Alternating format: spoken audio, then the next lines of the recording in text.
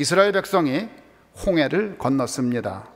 그리고 그들이 마주친 데가 어디냐? 수르 광야입니다. 수르 광야로 들어갔는데 그곳에 물이 없어요. 하루 종일 걸었는데 물이 없어요. 목마른데 물이 없어요. 마셔야 될 물이 없습니다. 심각합니다. 그 다음날 또 걸었습니다. 물을 찾았습니다. 어디 물이 없을까? 어디 샘이 없을까? 아무리 찾아도 물이 나오질 않아요. 백성들은 지쳐갑니다. 3일째입니다. 물을 찾았습니다. 물이 없어요. 찾아도 물이 나오지 않습니다. 그래서 수르 광야에서 이제 이스라엘 백성이 물이 없어서 큰 고통을 당했습니다. 그때에 일어난 일입니다. 어떤 일이 일어났을까요? 물이 없을 때 나타난 반응은 두 가지예요. 첫 번째, 백성들의 반응. 모세를 원망했습니다. 이집트에는 물이 있는데 왜 여기는 물이 없습니까? 우리를 죽으라고 이곳으로 몰고 나왔습니까? 이 물이 없으면 우린 죽을 수밖에 없는데 아무리 찾아봐도 물이 없고 광야는 끝이 없으니 이제 우리에게 죽음입니다. 도대체 우리를 왜 이곳으로 끌고 나온 겁니까? 모세에게 원망했어요. 그 원망한 것이 첫 번째 반응입니다. 두 번째, 모세는 그럼 어떻게 했을까요? 백성들이 모세를 원망했을 때에 그가 택한 선택지는 무엇이었을까요? 모든 백성이 원망하는데 그때에 그가 택한 선택지 무엇이었을 것 같아요? 그때 모세는 하나님 앞에 나가 기도하였습니다. 모세는 원망하지 않았어요. 하나님 앞에 나가 기도했습니다. 백성들과 논쟁도 하지 않았어요. 하나님 앞에 나가 기도했습니다. 사랑하는 성도 여러분, 여러분이 인생을 살다가 수르 광야 같은 어려움을 만났을 때에 택할 수 있는 태도는 두 가지입니다. 첫 번째, 원망하는 것. 두 번째, 기도하는 것. 저는 여러분이 기도를 택하기를 주의 이름으로 축원합니다. 새해를 맞이해서 여러분이 문제를 만날 때에 원망하는 것보다는 기도를 택하기를 간절히 소원합니다. 왜 그럴까요? 원망한다고 해결되는 일이 없어요. 아무리 원망하고 원망해도 쓴물은 쓴물일 뿐 변하는 게 없어요. 자, 그렇게 가가지고 이제 드디어 물을 발견했어요. 물을 발견해가지고 너무 반가워가지고 그 물을 마셨는데 보니까 물이 써서 먹을 수가 없어요. 쓴 물이에요. 먹을 수가 없는 거예요. 그래서 원망이 나온 겁니다. 쓴 물이에요. 백성은 원망했고 모세는 기도했습니다. 모세가 기도할 때에 하나님께서 모세에게 말했습니다.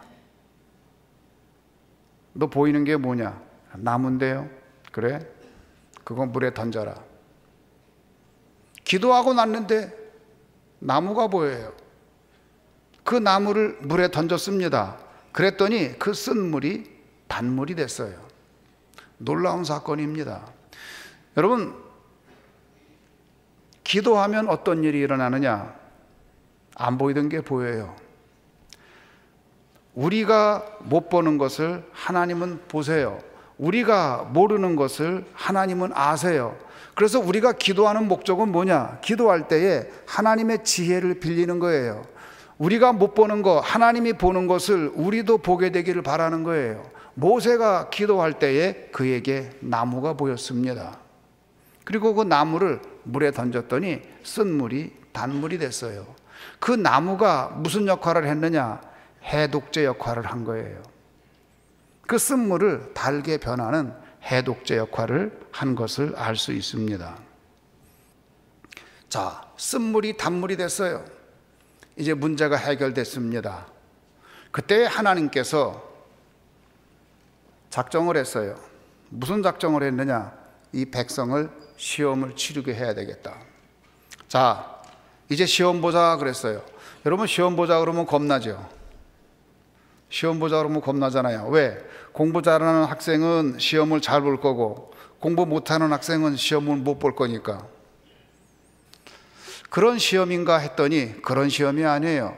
하나님이 내신 시험은 그런 시험이 아니에요. 공부 못하는 사람도 패스할 수 있는 시험이고, 공부 잘하는 학생도 패스 못할 수 있는 그런 시험이에요. 도대체 무슨 시험이길래 그랬는가? 왜 이 시점에서 하나님께서 이스라엘 백성에게 시험을 냈을까? 왜 그랬을까요?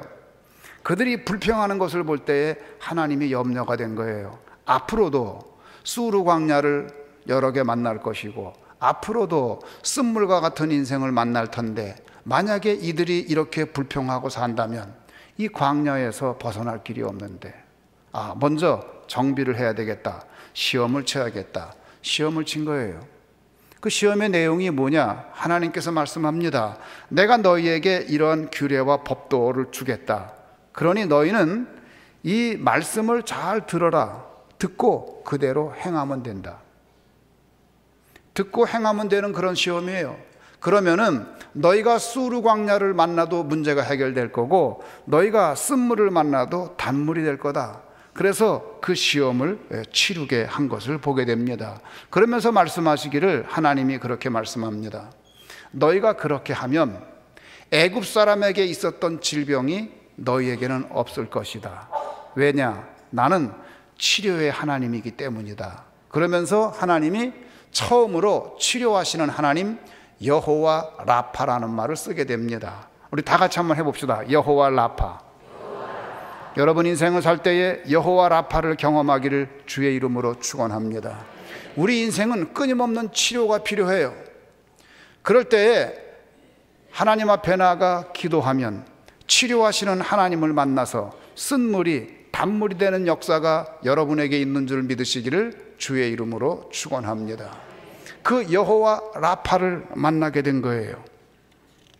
쓴물이 단물로 변하는 사건이 있은 후에 이스라엘 백성이 계속 남쪽으로 내려가서 도착한 곳이 어디냐? 거기가 바로 엘림이라는 곳입니다.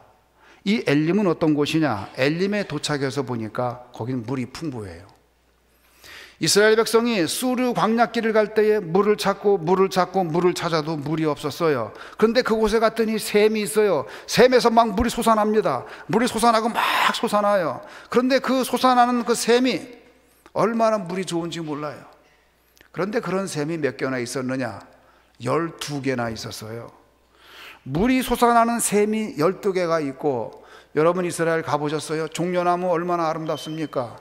오아시스에 가면 볼 수 있는 그 종려나무가 70그루나 있어요. 엘림에 도착했어요. 그래서 그곳에서 이스라엘 백성들이 텐트를 치고 쉬게 된 것을 알 수 있습니다. 우리가 이 말씀을 읽으면서 깨닫게 되는 게 뭔가요? 우리 같이 한번 해볼까요? 마라 옆에 엘림이 있다. 마라 옆에 엘림이 있어요. 마라에서 불과 10km 내려갔더니 엘림이라는 곳에 도착했어요. 그런데 나는 그 마라 옆에 엘림이 있는 걸 몰라요. 내 인생은 여기서 끝장이다. 나는 더 이상 어떻게 해볼 수가 없다. 난 여기서 망한 거야. 그리고 그곳에서 내가 만약에 자살한다면, 내가 만약에 그곳에서 모든 것을 포기하고 거기서 인생을 끝낸다면, 그것처럼 억울한 일이 어디 있습니까? 나는 이것이 끝장인 것 같아요. 이것으로 내 인생은 끝난 거야. 나의 사업도 끝난 것이고 내 인생도 끝난 것이고 난 다 끝난 거야. 그리고 그곳에서 인생을 마친다 그러면 얼마나 억울해요. 불과 10km 내려가면 그곳에 엘림이 있는데, 여러분 하나님은 그걸 아세요. 내 마라 옆에 엘림이 있는 것을 알아요. 이스라엘 백성이 그곳에 가서 이제 물을 마시려고 하다가 물을 마셔보니까 물이 너무 쓴 거예요. 그래서 그 물을 마실 수가 없어가지고 너무 속이 상해서 견딜 수가 없어가지고, 야, 이 동네 이름을 우리가 마라라고 짓자. 원래 거기에 동네 이름이 있던 곳이 아니에요. 동네 이름이 없던 곳인데, 야, 너무너무 괴롭구나. 이곳의 이름을 마라라고 짓자. 그래서 그 동네 이름이 마라가 된 거예요. 그런데 여러분, 우리가 불평만 하면은 마라밖에 안 보여요. 그러나 그 옆에 엘림이 있었어요. 내가 모르는 사실 하나님은 알고 계세요. 인생의 끝장이 왔다고 생각할 때에 모든 것이 끝났다고 생각할 때에, 아직 끝이 아니고 인생의 고난이 왔다고 생각할 때에 그것이 끝이 아니고, 아니 그 마라 옆에 엘림이 있다는 사실을 기억하는 여러분 되기를 주님의 이름으로 축원합니다. 여러분이 인생에 어려움을 당했다고 하면, 불만 가운데 원망하는 마음이 있다고 하면 원망하지 마시고 한번 기도해 보세요. 모세가 기도했던 것처럼 기도해 보세요. 그럴 때에 쓴물이 단물이 되는 것을 경험하게 될 겁니다. 그런데 성경 읽다 보면 흥미로운 사실이 하나 있는데요, 이 마라라는 지명을 사용한 인물이 한 사람 등장합니다. 여러분 눈치챘을 것 같은데 누구지요? 마라라는 말을 사용했던 인물. 그렇죠. 나오미예요. 나오미라는 사람이 마라라는 용어를 사용했어요. 나오미는 어떤 인물이냐? 룻기에 등장하는 인물인데, 나오미는 인생의 쓴맛을 많이 본 사람이에요. 쓴물을 많이 들이킨 사람이에요. 그 나오미가 자기의 고향 베들레헴으로 돌아올 때에 인생의 쓴맛을 다 보고서 베들레헴으로 들어오려고 할 때에 이 용어를 사용했어요. 여러분, 나오미라는 말이 무슨 뜻이냐? 나오미는 즐겁다, 그런 뜻이에요. 우리가 이스라엘에서 인사할 때에 마슐롬카 하고 인사를 건네면 안녕하십니까 하고 건넨 거거든요, 마슐롬카가. 그러면 그쪽에서 대답할 때 뭐라 그러는 줄 아세요? 우리 다 같이 한번 해봅시다. 나임 메오드.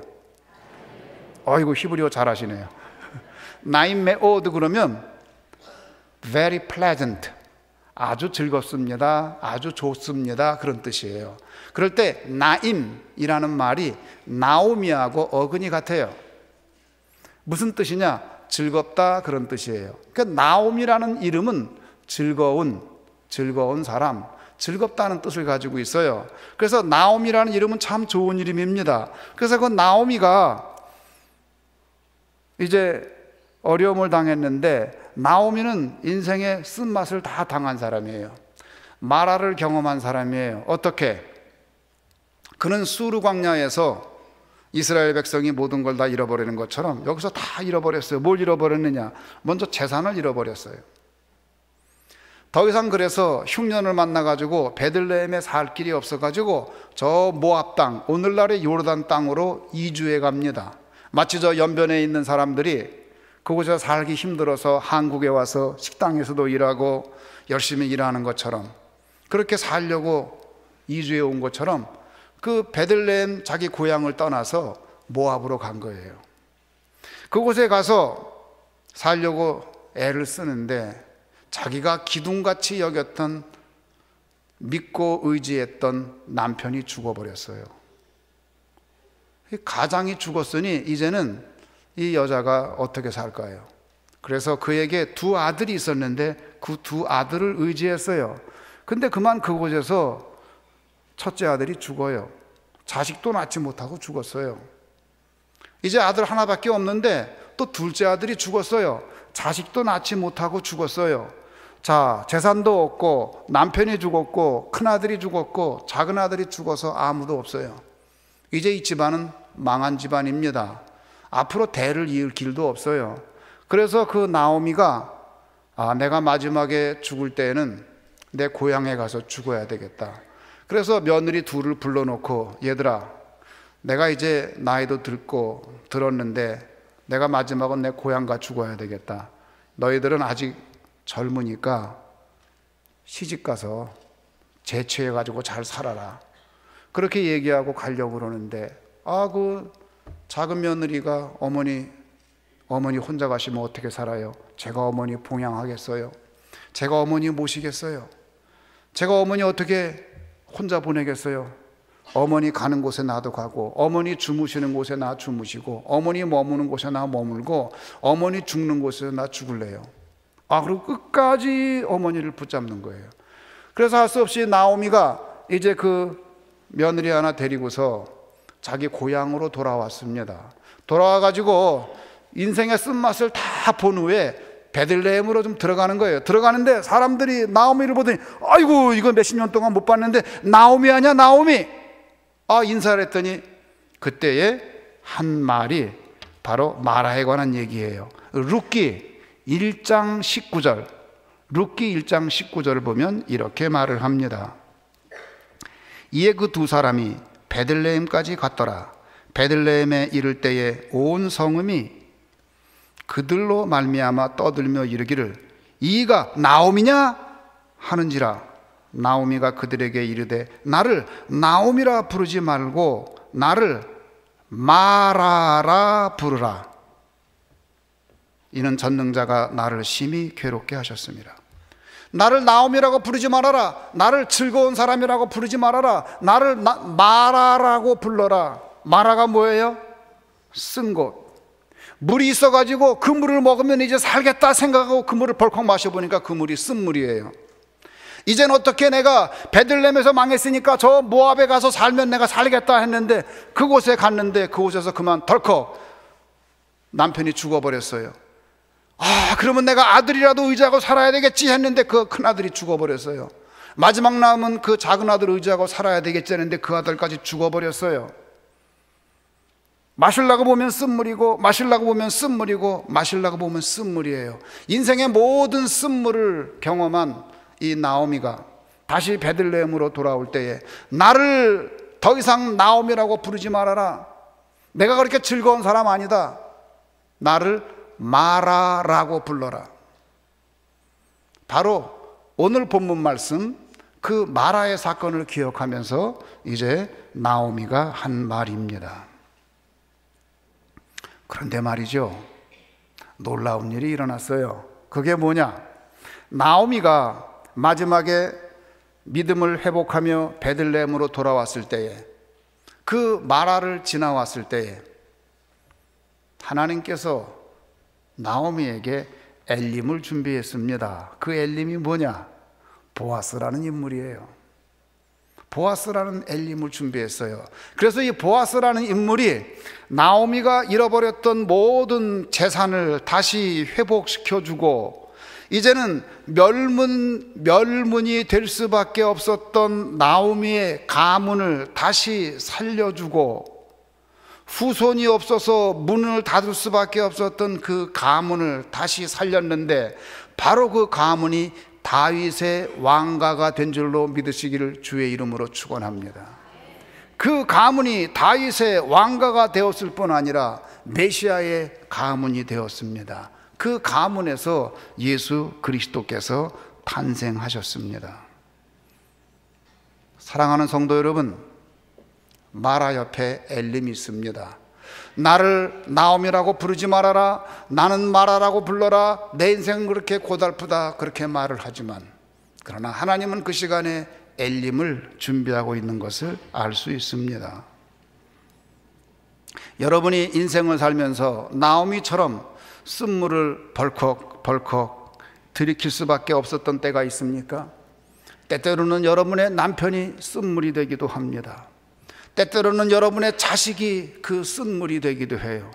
어떤 때는 내가 그렇게 귀하게 여겼던 내 직장이 나에게 쓴물이 되기도 합니다. 내가 믿었던 그 동료들이 나를 배반하고 그들이 나의 쓴물이 되기도 해요. 내가 내 힘을 다 바쳐서 일했던 내 사업체가, 내 사업장이 쓴물이 되기도 합니다. 내가 믿었던 직장의 상사가 나로 하여금 쓴물을 벌컥벌컥 들이키게 하기도 합니다. 그런데 여러분 그거 아세요? 엘림으로 가기 위해서는 마라를 통과해야 됩니다. 여러분이 그 지도를 놓고 잘 보게 되면 엘림으로 가려면 마라는 반드시 경유해야 되는 장소예요. 마라가 없이는 사실은 엘림이 있을 수가 없는 거예요. 마라 있는 곳에 사실은 옆에 엘림이 있는 것을 우리는 알게 됩니다. 야고보서 말씀을 보면 그 사실을 잘 가르쳐주고 있습니다.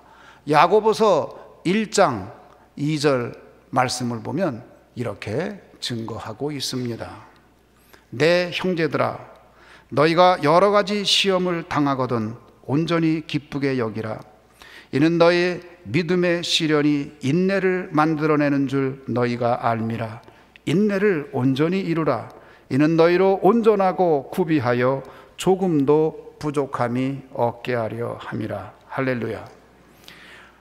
시험이라는 것이 올 때에 너희는 그것을 이 시험 때문에 나는 망했다, 이 시험 때문에 내 인생은 끝장난다라고 그렇게 불평할지 모르지만, 아니, 오히려 그 시험이 온 것을 기쁘게 여겨라. 왜 그러느냐? 그 시험이 오히려 너희를 조금도 부족함이 없게 만드는 것이라고 말하고 있습니다. 사랑하는 성도 여러분, 마라가 없이는 엘림도 없는 거예요. 마라 후에 엘림이 있는 거예요. 엘림을 가려면 마라를 통과해야 되는 겁니다. 여러분 가운데 나를 나옴이라고 부르지 말아라, 나를 마라라고 불러라. 내가 내 인생을 돌아볼 때에 내 인생은 지금 험악하고 내 인생은 지금 고통 가운데 있는데 왜 나를 나옴이라고 부르느냐? 나는 마라와 같은 사람이다.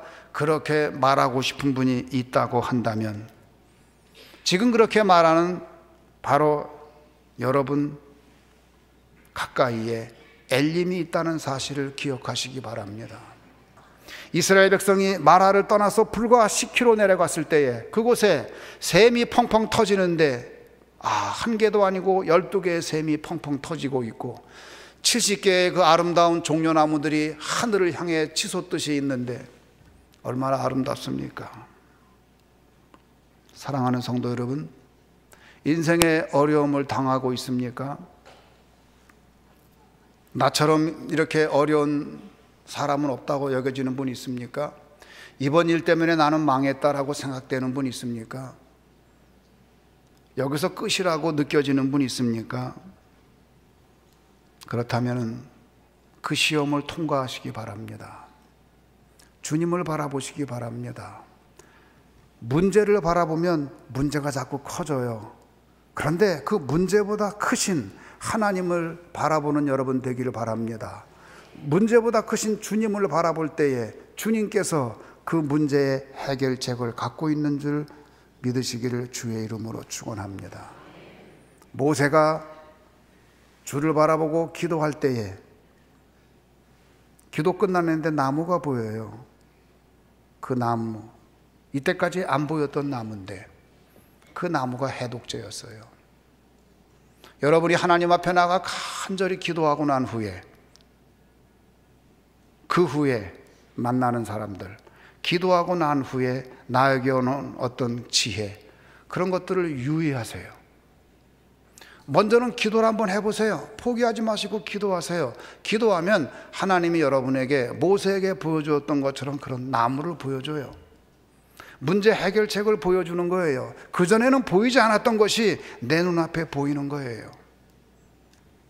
2018년을 맞이하면서 수르 광야를 지나는 성도 여러분, 여러분 가운데는 인생의 쓴물을 만나서 고통당하는 분들이 있을 줄 압니다. 그러나 포기하지 마세요. 더 이상 불평하지 맙시다. 이제는 한번 그 불평을 멈추어 보고, 불평한다고 어떡하겠어요? 쓴물은 여전히 쓴물인데 하나님 앞에 눈을 돌리고 주님을 바라보며 기도하는 여러분 되기를 바랍니다. 그때에 여러분의 쓴물이 단물로 변하고, 그때에 여러분의 인생이 엘림에 도달하게 될 줄 믿습니다.